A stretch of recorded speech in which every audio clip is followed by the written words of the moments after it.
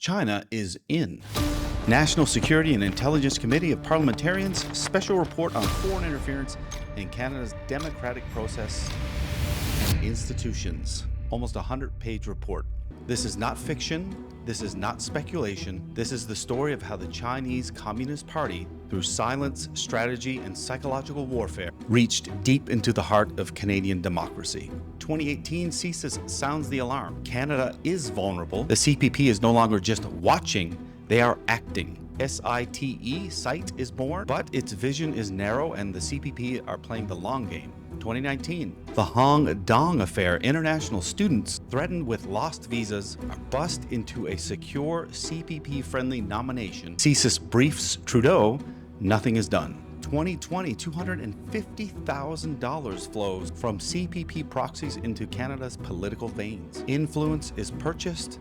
Trudeau is silent. The war on perception begins 2021 to 2023. In 2021, the battle ignites. Conservatives are branded Trumpian by the CPP, backed by WeChat political campaigns, and WeChat is their largest social network. If you ever wondered where that narrative came from, it is well documented to have developed by the CPP. MP Michael Chong is also targeted for standing against Uyghur genocide. The message, obey or be destroyed. CSIS intelligence is buried by Democrats, and the truth is withheld from Canadian leaders, as we've seen in the past. 2022, the discovery, 7 illegal CPP police stations operating on Canadian soil. Imitation of Chinese Canadians, surveillance is masked in diplomacy. In 2023, the Zoa Wee scandal explodes, and the media finally forces Trudeau's hand. A token expulsion, inquiry born only from public outrage, not of political will.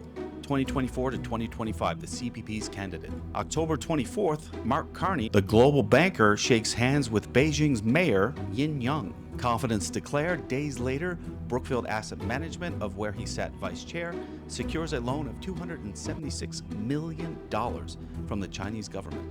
January 25th, Krista Freeland rises. A leadership bid, the CPP responds with a coordinated smear campaign on WeChat.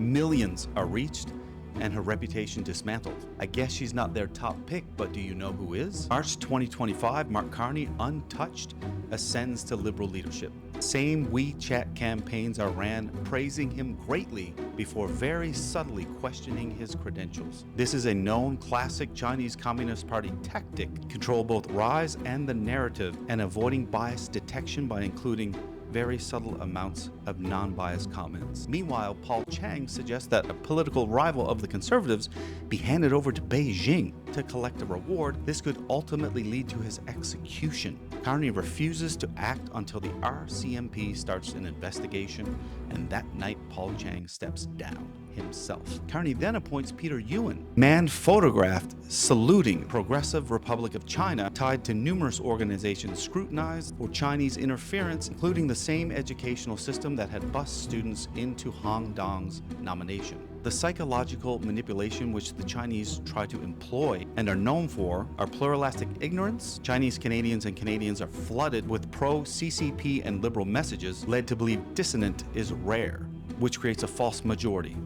Astroturfing. Community groups are transformed into echo chambers of Beijing's agenda. AI and bots massively leveraged. Sleeper accounts, deepfakes, misinformation, completely transforming digital platforms into weapons. Environmental bias, coercion, threats to families overseas, visas used as bargaining chips. This is no longer interference.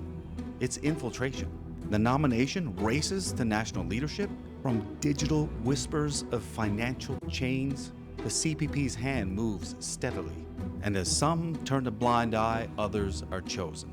Question is no longer, are they here? It's what will they do next with this tremendous, sophisticated influence?